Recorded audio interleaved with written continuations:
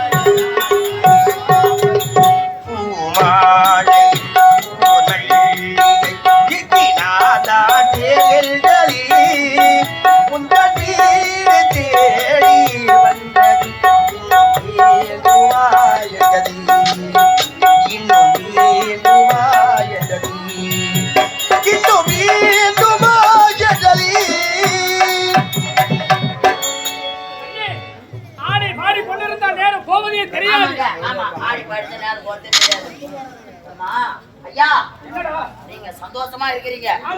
உங்களுக்கு இன்னும் சந்தோஷமான ஒரு விஷயத்தை சொல்லட்டா? அப்படியே இப்ப நல்லா சந்தோஷமான செய்தி, சந்தோஷமான நேரத்துல சந்தோஷமா சொல்ல போறோம். ஆமாங்க. என்னடா அம்மா, வெளிநாட்டுல பட்ட படிப்பை படித்துக் கொண்டு இருந்தேன்.